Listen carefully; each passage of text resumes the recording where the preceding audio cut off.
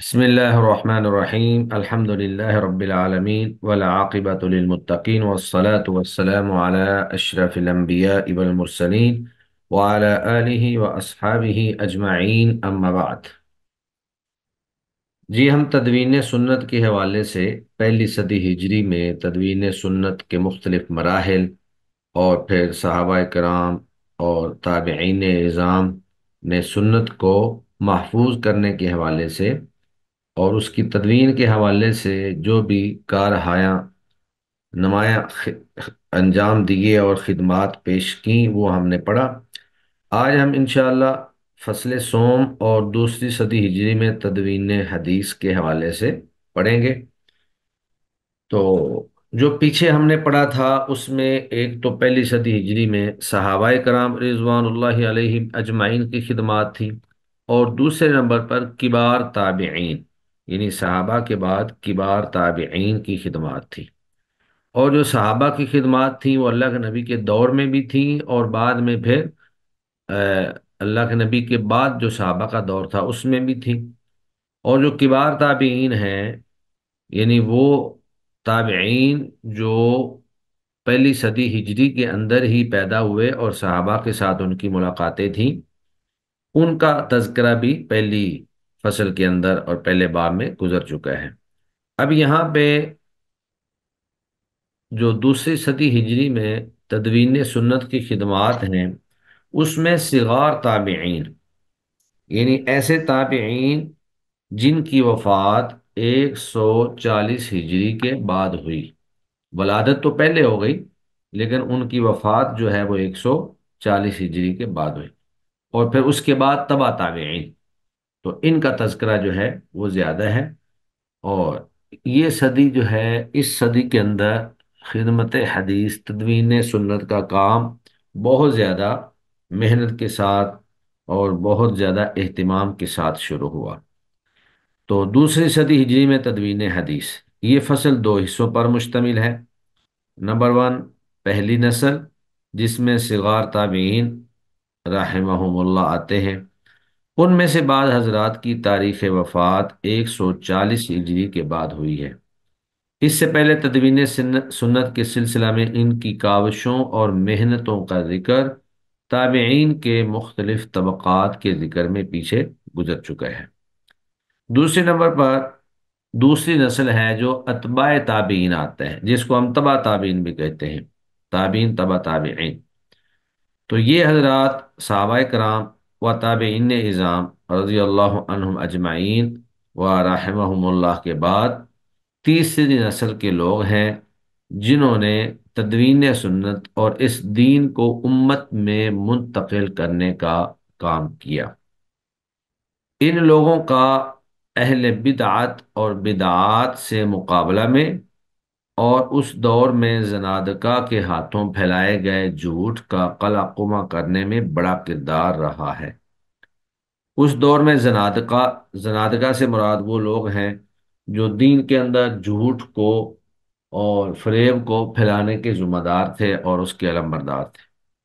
تو اس دور میں زنادقہ جن کے خلاف مہدی خلیفہ مہدی نے جہاد کیا، اس صدی کے نصف میں ان کی سرگرمیاں سنت اور اہل سنت کے خلاف بام عروج پر تھی، حتیٰ کہ خلیفہ مہدی نے مجبور ہو کر اپنی خفیہ ایجنسی کو ان کا پتہ لگانے کے لیے چھوڑا تاکہ ان کے ٹھکانوں پر ہی ان کا قلع قمع کیا جائے اور ان پر زندگی تنگ کر دی جائے۔ چنانچہ یہ آدمی یعنی خلیفہ مہدی جو ہیں، یہ آدمی ہی صاحب زنادقہ کے نام سے مشہور ہو گیا۔ اس دور کے ائمہ اور علماء سنت اور اس کے علوم کی خدمت اور ہر قسم کے شبہات سے اس کی حفاظت کے لیے کمر بستہ ہوئے، اور ان کے ہاتھوں ہی تدوین حدیث ایک مرتب اور مبوب شکل میں شروع ہوئی۔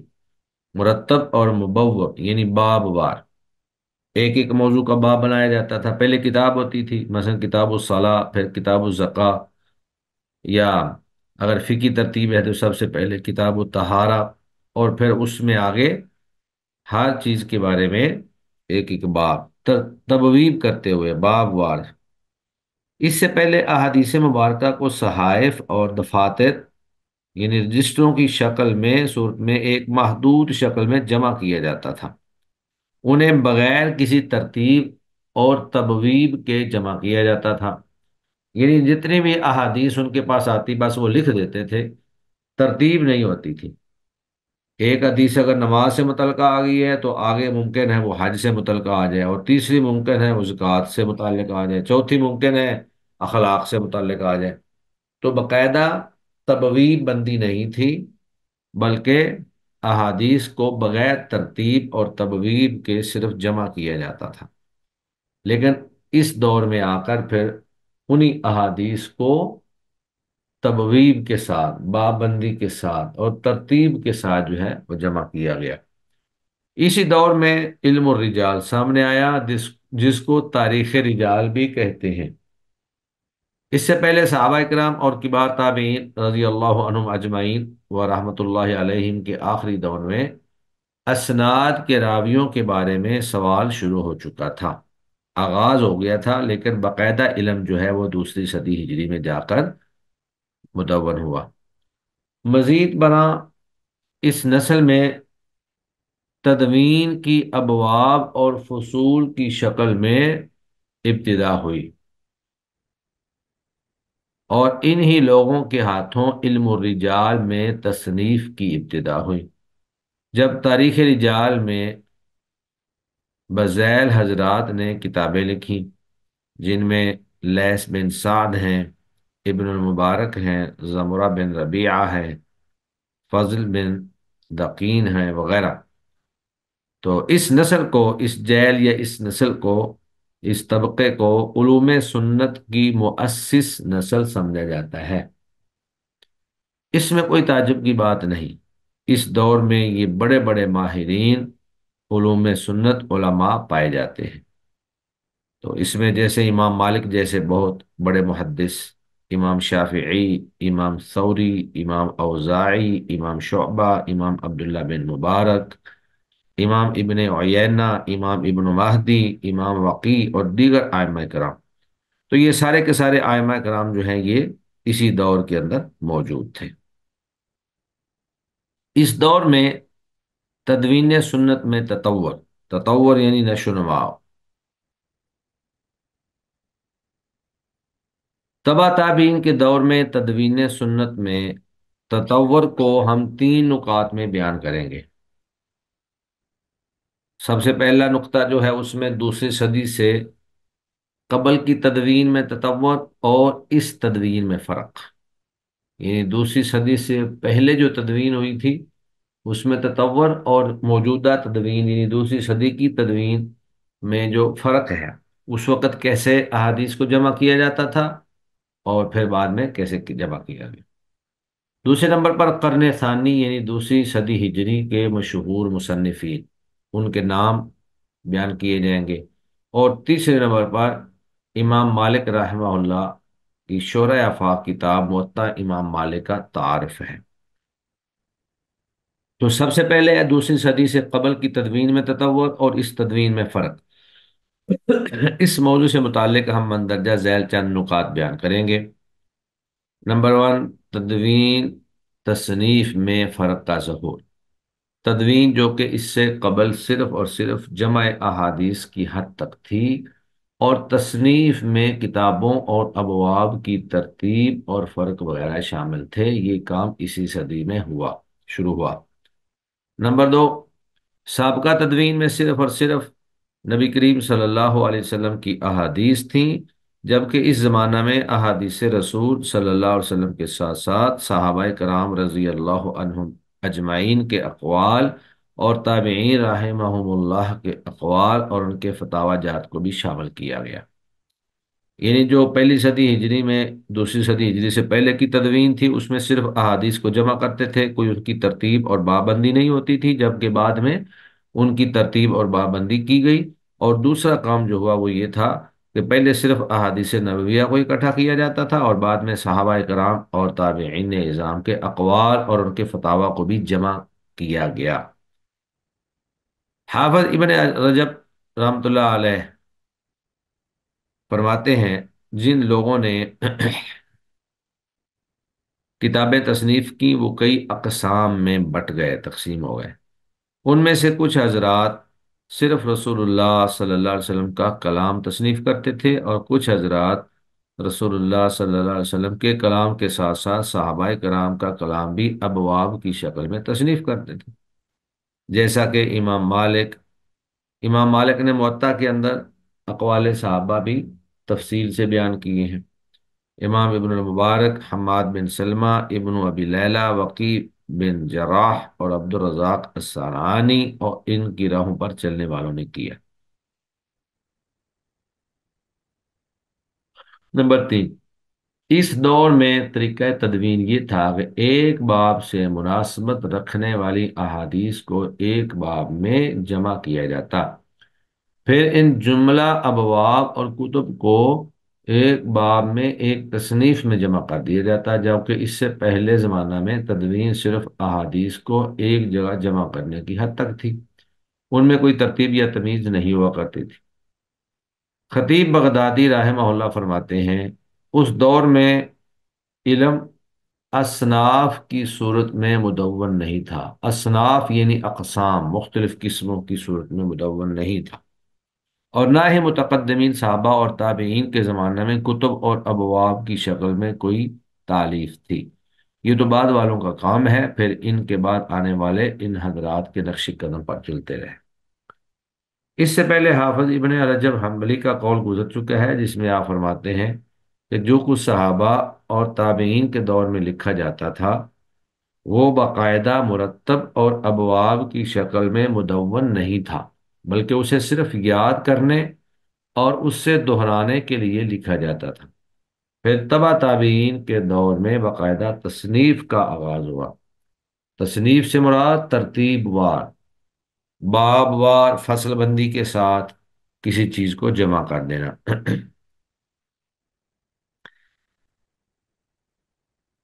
نمبر 4، اس دور میں مصنفات کا مواد ان صحائف اور دفاتر سے جمع کیا گیا جو عصر صحابہ اور تابعین میں مدون کیے گئے تھے۔ یعنی اس دور میں، یہ جو دوسری صدی ہجری کا دور تھا، تو اس میں جو کتابیں تصنیف کی گئی ان کا مواد جو ہے وہ صحابہ اور تابعین کے دور میں جمع کیے گئے صحائف اور دفاتر، رجسٹروں سے لیا گیا، یا پھر جو کچھ صحابہ کرام اور تابعین رحمہ اللہ سے براہ راست زبانی نقل کیا گیا تھا، جو کہ صحابہ کرام کے اقوال اور تابعین کے فتاوی پر بھی مشتمل تھا۔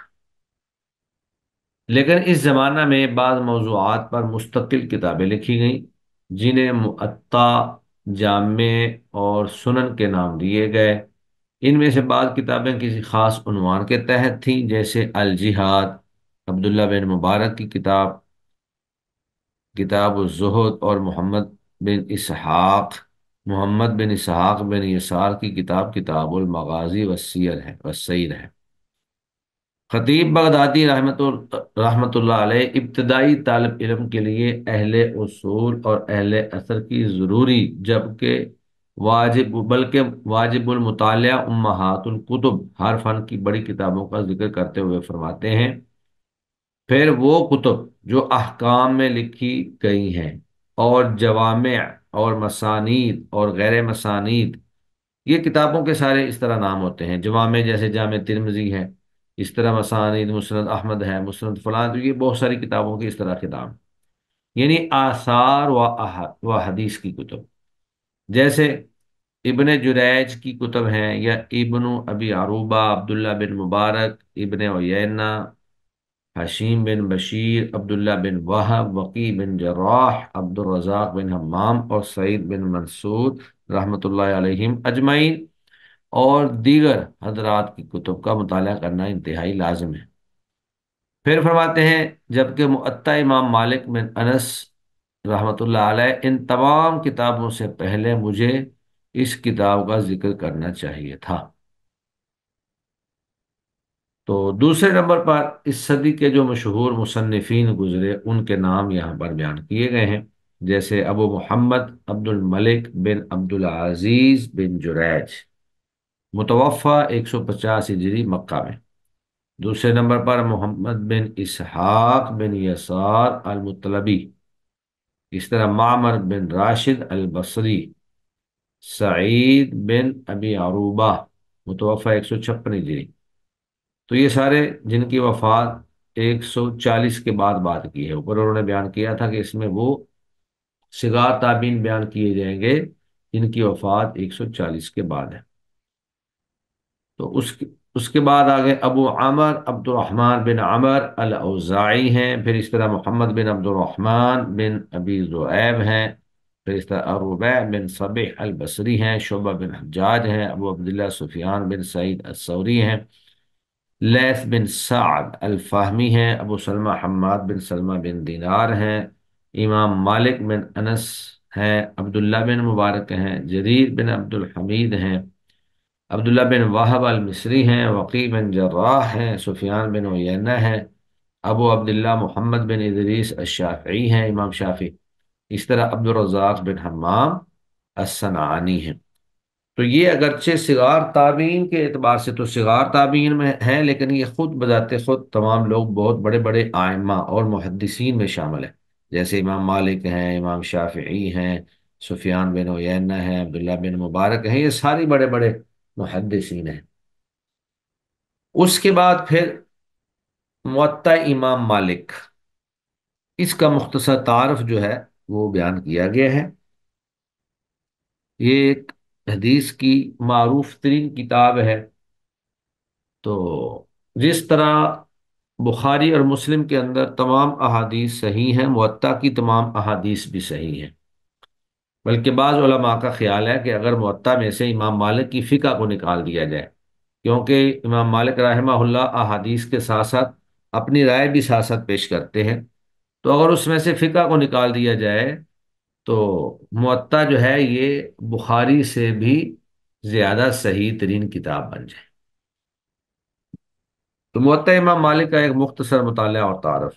सबसे पहले मुअल्लिफ, तो इसके मुअल्लिफ अबू अब्दुल्लाह मालिक बिन अनस अल असबही रहमतुल्लाह, मुतवफ़ा 179 हिजरी, इमाम दार अल हिजरा। बल्कि इमाम अपने ज़माने में तमाम मुसलमानों के इमाम थे। इमाम ज़हाबी रहमतुल्लाह उनके मुतालिक ये अलकाबात लिखते हैं कि इमाम हाफिज़ फ़कीहुल उम्मा शेखुल इस्लाम। तो इमाम ज़हाबी रहमतुल्लाह ने एक किताब तज़किरतुल हुफ़ाज़ लिखी है। उसके अंदर जितने भी बड़े मुहद्दिसीन हैं उनके तराजिम और उनके हालात जो हैं वो उन्होंने बयान फरमाए हैं। तो इमाम मालिक रहमतुल्लाह के बारे में वो यही कहते हैं कि वो इमाम थे, हाफिज थे, उम्मत के फ़कीह थे, शेखुल इस्लाम थे।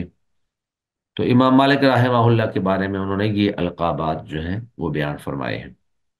अब यह है कि मुअत्ता की वजह तस्मिया, यानी मुअत्ता जो नाम लिखा गया है ये क्यों है। इसकी दो वजूहात हैं। नंबर एक, वाता का मतलब है आसान करना। तो मुअत्ता उससे इस मफूल का सीगा हुआ, यानी आसान की गई, कि इमाम मालिक ने इस किताब को लोगों के लिए आसान कर दिया है। तो एक तो वता का मतलब होता है आसान करना, और दूसरा वता का मतलब होता है रौंदना। चूंकि उलमाए मदीना ने इस किताब में इमाम मालिक की मुआफ़क़त की थी, इस वजह से इसको मुवत्ता कहा जाता है। यानी तमाम उलमाए मदीना ने इमाम मालिक की तईद और मुआफ़क़त की। इमाम मालिक रहमतुल्लाह फरमाते हैं, मैंने इस किताब को मदीना के 70 फुक़हा पर पेश किया तो सब ने मेरी मुआफ़क़त की, तो मैंने इस किताब का नाम मुअत्ता रख दिया। ये इमाम मालिक रहमतुल्लाह खुद अपने ये तनवीरुल हवाले के अंदर ये उनका कौल मौजूद है। अब है मौजू किताब, इस किताब का मौजू क्या है। ये किताब अहादीस रसूल सल्लल्लाहु अलैहि वसल्लम, अक़वाल सहाबा, फतावाए ताबीन पर मुश्तमिल है। आप रहमहुल्लाह ने, यानी इमाम मालिक रहमहुल्लाह ने इसका इंतखाब उन 1 लाख अहादीस में से किया जो आप बयान करते थे। यानी 1 लाख अहादीस में से ये किताब जो है वो उन्होंने तैयार फरमाई। اب سوال یہ ہے کہ اس کے اندر احادیث کی کتنی تعداد ہے؟ یحییٰ بن یحییٰ اندلسی رحمۃ اللہ علیہ کی امام صاحب سے کی روایت کے مطابق، یعنی موطا کی کئی ایک روایات ہیں، ان میں سے جو یحییٰ بن یحییٰ اندلسی کی جو روایت ہے اس کے مطابق موطا کی احادیث کی تعداد 853 ہے۔ ویسے یہ تعداد ٹھیک نہیں لگ رہی، کیونکہ آگے اس کی جو تفسیر ہے اس کے اندر زیادہ تعداد بیان کی گئی ہے۔ تو ہو سکتا ہے یہ صرف انہوں نے احادیث کی تعداد بیان کی ہو، باقی اس میں جو صحابہ کے اقوال ہیں یا تابعین کے اقوال وغیرہ ہیں اور ان کو الگ سے بیان کر دیا۔ اور ابو بکر الابہری کہتے ہیں موطا امام مالک میں نبی کریم صلی اللہ علیہ وسلم کی احادیث، صحابہ کرام کے اقوال اور تابعین کے جملہ آثار کی تعداد 1720 ہے، 1720 ہے، جن میں سے مرفوع روایات 600 ہیں اور مرسل جو ہیں وہ 222 ہیں اور موقوف 613 ہیں اور تابعین کے اقوال 285 ہیں۔ حقیقت یہ ہے کہ موطا امام مالک کے نسخے میں روایات کی تعداد اس کی روایت کے اعتبار سے مختلف ہیں، کیونکہ امام مالک ہمیشہ اس کی تہذیب و تنقیح میں لگے رہتے تھے۔ آپ نے 40 سال تک اس کتاب کی تہذیب و تنقیح کی، تو چونکہ امام مالک رحمہ اللہ اس میں مسلسل کمی بیشی کرتے رہتے تھے، تو جن شاگردوں نے پہلے آپ سے پڑھ لیا انہوں نے اسی کو ہی آگے روایت کرنا تھا۔ اب وہ ان سے پڑھ کر اور اس کتاب کو لے کر آگے پیچھے بکھر گئے، تو ان کی روایات کی تعداد اور پھر جنہوں نے آخر زندگی میں جا کر امام مالک رحمہ اللہ سے پڑھا تو ان کی روایت کے مطابق جو تعداد ہے اس میں فرق ہے، اور یہ ایک واضح سی بات ہے، ایسا ہو جاتا ہے۔ اب یہ ہے کہ موطا امام مالک کا مرتبہ کیا ہے۔ امام شافعی رحمہ اللہ فرماتے ہیں کتاب اللہ کے بعد حدیث کی صحیح ترین کتاب موطا امام مالک ہے۔ بخاری کے بارے میں بھی ایسے ہی اقوال موجود ہیں، بلکہ زیادہ علماء کے اقوال بخاری کے بارے میں موجود ہیں۔ امام شافعی رحمہ اللہ کے اس فرمان اور علماء کرام کے اس اجماع میں کوئی تعارض نہیں کہ اللہ کی کتاب کے بعد سب سے صحیح کتاب صحیح بخاری اور پھر صحیح مسلم ہے۔ اس کی کئی ایک وجوہات ہیں، ان میں سے ایک وجہ یہ ہے کہ امام شافعی کا کلام صحیح بخاری اور صحیح مسلم کے وجود میں آنے سے پہلے کا ہے، یعنی موطا پہلے لکھی گئی تھی اور امام شافعی نے اس وقت موطا کے بارے میں یہ قول بیان کیا تھا، اور امام بخاری اور صحیح مسلم جو بخاری اور مسلم جو ہے یہ بعد میں لکھی گئی ہیں۔ امام شافعی رحمہ اللہ 204 ہجری میں فوت ہوئے ہیں، جبکہ اس وقت امام بخاری کی عمر مشکل سے 10 سال بنتی تھی، جبکہ امام مسلم جو ہیں وہ پیدا ہی 2004 میں ہوئے ہیں۔ تو امام مالک جو ہیں وہ گویا کہ پہلے وہ محدث ہیں جنہوں نے کتاب لکھی۔ تو امام مالک کی وفات جو ہے وہ 179 ہجری میں ہے، امام شافعی کی وفات جو ہے وہ 204 میں ہے، جبکہ امام بخاری کی پیدائش ہی امام شافعی کی وفات سے 10 سال پہلے، یعنی اگر 204 میں ان کی وفات ہے تو وہ 194 ہجری میں، اور امام مسلم تو پیدا ہی 204 میں ہوئے، تو اس لیے اس میں کوئی تضاد والی بات نہیں ہے۔ جب تک بخاری مسلم نہیں لکھی گئی تھی اس وقت یہی بات ٹھیک تھی کہ سب سے صحیح ترین کتاب موطا امام مالک ہی ہے۔ دوسرے نمبر پر اس کتاب کی اکثر احادیث کی تخریج صحیح ہیں میں کر دی گئی ہے، بقیہ روایات سنن اربعہ میں موجود ہیں۔ مشرق و مغرب کے علماء کی ایک جماعت کا کہنا ہے کہ موطا میں جتنی روایات ہیں وہ سب صحیح ہیں۔ امام ابن حجر اور حافظ ابن صلاح رحمہ اللہ نے باب الصحیح من انواع علوم الحدیث کے آخر میں اس طرف اشارہ کیا ہے، لیکن جمہور علماء کا راجح قول یہی ہے کہ موطا کا مرتبہ صحیحین کے بعد ہے، موطا کا مرتبہ صحیحین کے بعد ہے۔ علماء کی ایک جماعت نے اس کو کتب ستہ میں سنن ابن ماجہ کی جگہ شمار کیا ہے، یعنی یہ سنن ابن ماجہ کے مقام اور مرتبہ کی کتاب ہے، یعنی انہوں نے کتب ستہ کے اندر سنن ابن ماجہ کو نہیں لیا بلکہ اس کی جگہ پر موطا امام مالک کو لیا ہے۔ ان علماء میں سے رزین بن معاویہ سرقسطی رحمۃ اللہ علیہ نے اپنی کتاب الجمع بین الکتب الستہ، اور امام ابن الاثیر رحمہ اللہ نے اپنی کتاب جامع الاصول میں اس چیز کا اظہار کیا ہے۔ اب چونکہ موطا امام مالک ایک معروف کتاب تھی، لوگوں نے اس کی پھر شروحات بھی لکھی، تو اس کی جو مشہور اور معروف شروحات ہیں ان میں سے سب سے پہلے الاستذکار فی شرح مذاہب علماء الامصار، یہ ایک شرح ہے۔ اس طرح دوسری شرح جو ہے وہ التمہید لما فی الموطأ فی من المعانی والاسانید، یہ 24 جلدوں میں مطبوع ہے ماشاءاللہ۔ اور یہ دونوں شروحات جو اوپر گزری ہیں یہ امام ابن عبد البر کی تصنیف ہیں۔ اسی طرح ایک شرح جو ہے وہ اس کی ہے المنتقی، یہ بھی مطبوع ہے، اور اس کے مؤلف امام ابو الولید الباجی رحمۃ اللہ علیہ، متوفی 474 ہجری ہے۔ تو یہ دوسری صدی ہجری کے اندر تدوین سنت کا جو کام سر انجام دیا گیا اس کا مختصر تعارف تھا۔ اس کے بعد پھر آگے تیسرا باب شروع ہو جاتا ہے، اور اس میں تدوین حدیث کی تیسری صدی ہجری کا آغاز ہو جاتا ہے۔ اس دور کو علوم اسلامیہ میں بالعموم اور علوم سنت نبویہ میں بالخصوص ترقی کا سنہرا دور کہا جاتا ہے، یعنی تیسری صدی ہجری جو ہے تو علوم اسلامیہ بالعموم اور علوم سنت نبویہ بالخصوص ان کی ترقی کا سنہرا دور ہے، اس میں بہت زیادہ کام ہوا، بلکہ یہ دور علوم سنت نبویہ کا سب سے سنہرا دور ہے۔ اس دور میں لوگ طلب علم میں سفر کے لیے کمر بستہ ہو گئے، علم الرجال میں تالیفات کا آغاز ہوا، اور تدوین حدیث کے کام میں بہت زیادہ وسعت آ گئی۔ اسی دور میں مسانید، کتب ستہ، صحاح اور سنن سامنے آئیں، جن پر پوری امت نے اعتماد کیا، اور انہیں دواوین اسلام میں، یعنی اسلام کے مشہور دیوان آپ کہہ رہے ہیں یا کتابیں شمار کیا جانے لگا۔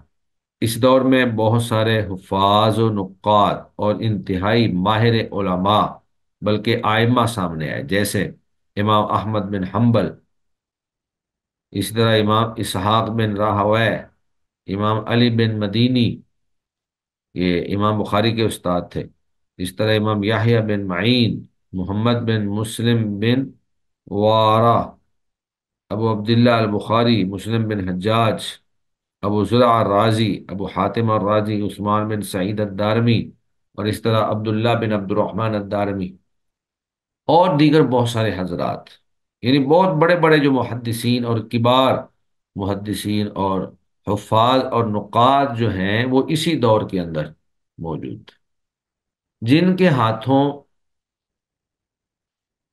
اکثر علوم حدیث کی عمومی تاسیس ہوئی، اور علم جرح و تعدیل بالخصوص ایک خاص فن کی شکل میں ابھر کر سامنے آیا۔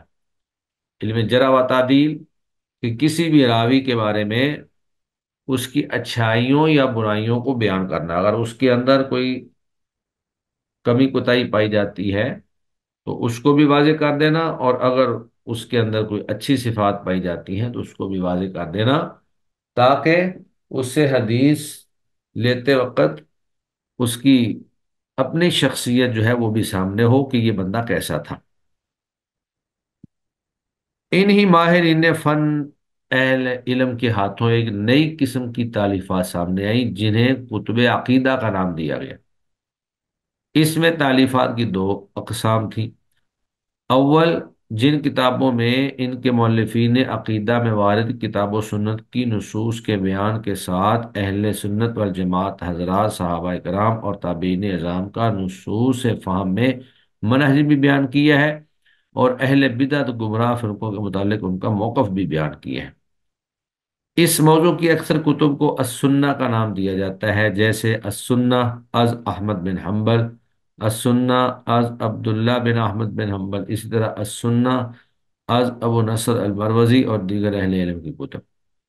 دوسرے نمبر پر وہ کتابیں جن میں ان کے مؤلفین نے اہل بدعت اور گمراہ فرقوں پر رد کیا ہے اور ان کی دسیسہ کاریوں کا پردہ چاک کیا ہے۔ مسلمانوں کو ان سے خبردار کرتے ہوئے امت پر ان کے خطرات کو واضح کیے ہے، کیونکہ معتزلہ اور جہمیہ کی سرگرمیاں بنو عباس کی حکومت میں مامون اور معتصم اور واسق کے ایام میں اپنے عروج کو پہنچ چکی تھی۔ ان کی آراء و عقائد کا چرچا تھا، اس وجہ سے ان گمراہ فرقوں پر رد لکھنے میں علماء نے اپنی شبانہ روز محنتوں سے کام لیا۔ اسی زمانہ میں باطل فرقوں کے رد میں عقیدہ کی کتابیں بھی سامنے آئیں۔ ان میں سے امام احمد بن حنبل رحمہ اللہ کی کتاب الرد علی الجہمیہ، اسی طرح امام دارمی کی کتاب الرد علی الجہمیہ، امام دارمی کی کتاب الرد علی بشر المریسی یا المریسی المعتزلی، پھر اس طرح امام بخاری رحمہ اللہ کی کتاب خلق و افعال العباد اور دیگر کتب شامل ہیں۔ تو اس دور میں سنت نبوی کی خدمت و حفاظت اور تدوین میں اتباع تابعین کی محنتیں اور کاوشیں اور جرح و تعدیل سے ہر شک و شبہ سے دفاع میں بھی انتہائی قابل قدر اور لائق تبریک و شکر گزاری ہے۔ سنت نبوی کی نشر و اشاعت اور اہل بدعت کا قلع قما کرنے میں اس تیسرے دور کے علماء کی بہت بڑی خدمات ہیں۔ اس دور میں مختلف قسم کی مؤلفات سامنے آئیں، جیسے کتب متون، مسانید، صحاح اور سنن، کتب رجال، اس کے مختلف موضوعات اور میدان تھے۔ خصوصاً اس دور میں عقیدہ پر بہت کتابیں لکھی گئیں۔ اس کے ساتھ ہی اس دور کے علماء نے بدعات اور اہل بدعت اور گمراہ فرقوں کے رد پر ان کے اسرار کو تشت ازبام کرنے اور مسلمانوں کو ان سے خبردار کرنے میں اپنے تن من دھن کی بازی لگا دی۔ اس دور میں آزمائشوں کے سامنے چٹان کی طرح ثابت قدم رہنے والے امام صدیق ثانی جناب حضرت امام احمد بن حنبل رحمہ اللہ ہیں۔ آپ پر معتزلہ اور جہمیہ یک بارگی ہی ٹوٹ پڑے تھے، مگر آپ ثابت قدم رہے۔ بالآخر نصرت و کامیابی نے آپ کے قدم چومے اور بدعات کا قلع قما ہوا اور اہل بدعت کو ہر میدان میں منہ کھانا پڑی۔ اس دور کی تدوین سنت میں درج ذیل امتیازی خصوصیات تھی۔ نمبر ایک، احادیث رسول صلی اللہ علیہ وسلم کی علیحدگی، یعنی پہلے احادیث اور صحابہ کے اقوال کو اکٹھا ہی پچھلی جو صدی میں ہوا تھا، دوسری صدی ہجری میں، پہلی صدی میں تو یہ تھا کہ صرف احادیث ہی لکھی جاتی تھی۔ دوسری صدی میں یہ ہوا کہ احادیث کے ساتھ ساتھ صحابہ کرام کے اقوال اور تابعین کے اقوال بھی لکھے جانے لگے، لیکن وہ پھر اکٹھے ہی ہوتے تھے۔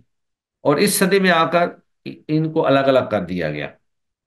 احادیث رسول صلی اللہ علیہ وسلم کی علیحدگی، یعنی اس سے پہلے جو کتابیں لکھی گئی تھی ان میں سے بعض کتب میں احادیث رسول کے ساتھ اقوال صحابہ اور فتاوی تابعین کو ملا دیا گیا تھا۔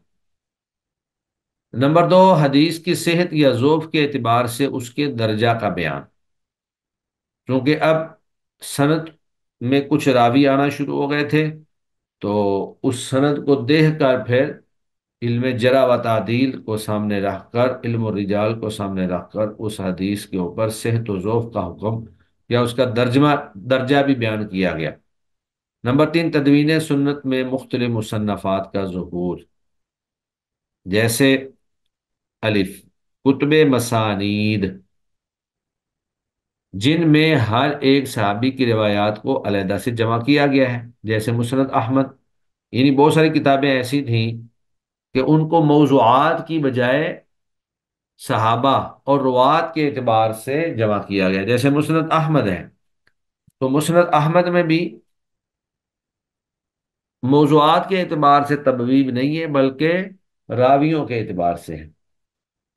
مثلا مسند احمد میں ایک مسند ابو بکر ہے، مسند عثمان ہے، مسند عمر بن خطاب ہے، مسند علی ہے، مسند ابو ہریرہ ہے، یعنی ایک ایک صحابی کی جتنی جتنی روایات ہیں وہ ایک ہی موضوع کے تحت اکٹھی کر دی۔ حضرت ابو ہریرہ سے جتنی روایات مروی ہیں وہ ساری ایک جگہ پہ اکٹھی کر دی۔ حضرت ابو بکر صدیق سے جتنی مروی ہیں وہ ایک جگہ پر اکٹھی کر دی۔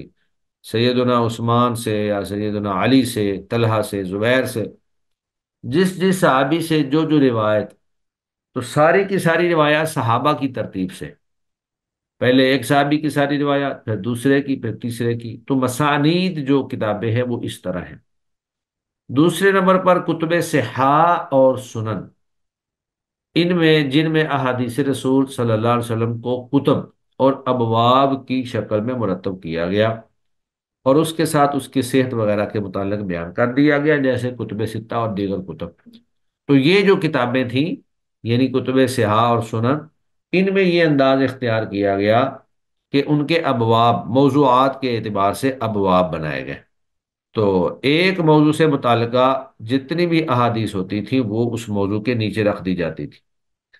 اگر باب السجدۃ السہو کا باب چل رہا ہے تو سجدہ سہو سے متعلق روایات اس میں جمع کر دی گئی۔ اس طرح اگر قرات فاتحہ خلف الامام کا موضوع ہے تو اس کی روایات اس میں جمع کر دی گئی، یعنی ایک ایک موضوع کے تحت اس کے متعلق جو روایات تھیں وہ جمع کر دی گئی۔ تیسرے نمبر پر کتب تھیں کتب مختلف الحدیث۔ تو یہ مختلف الحدیث یا مشکل الحدیث یا اختلاف الحدیث، اس طرح کی جو کتابیں ہیں، اب چونکہ جب احادیث کا ایک بڑا ذخیرہ جمع ہو گیا تو پھر مختلف احادیث ایسی بھی سامنے آئیں کہ جو بظاہر معلوم ایسے ہوتا تھا کہ یہ حدیث اب فلاں حدیث کے مخالف ہے، تو محدثین نے پھر ان احادیث کے درمیان جمع اور تطبیق پیدا کرنے کے لیے کہ یہ آپس میں مخالف نہیں ہے، بلکہ اس کو اس چیز پر محمول کیا جائے گا اور اس کو اس چیز پر محمول کیا جائے گا، تو ان احادیث کو پھر انہوں نے جمع کیا۔ تو کتب و مختلف الحدیث، اس میں کتب و مشکل الحدیث بھی تھیں، مشکل الحدیث کا نام دیا یا مختلف الحدیث کا نام دیا، جیسے اختلاف الحدیث امام شافعی کی کتاب اختلاف الحدیث ہے، امام علی بن المدینی اور تأویل مختلف الحدیث از ابن قتیبہ، ان کے علاوہ بھی دیگر مختلف انواع کی مصنفات سامنے آئیں، مگر ہم اسی قدر بیان پر اکتفا کرتے ہیں۔ تو یہ جو تین طرح کی مختلف کتابیں سامنے آئیں، جیسے مسانید، پھر اسی طرح صحاح اور سنن، اور تیسری نمبر پر مختلف الحدیث، تو اگلے باب کے اندر، اگلی فصل کے اندر انہی سب کی وضاحت ہے کہ کتب مسانید جو ہیں وہ کون کون سی ہیں اور ان کا انداز کیا ہے۔ دوسرے نمبر پر اس صحاح اور سنن کا بیان ہے اور ان کا بیان کا انداز جو ہے وہ بیان کیا گیا ہے، اور تیسرے نمبر پر مختلف الحدیث کتب کا انداز بیان کیا گیا ہے۔ تو آج ہم انشاءاللہ یہیں تک ہی رکھتے ہیں، آئندہ لیکچر میں وہ باقی چیزیں پڑھیں گے۔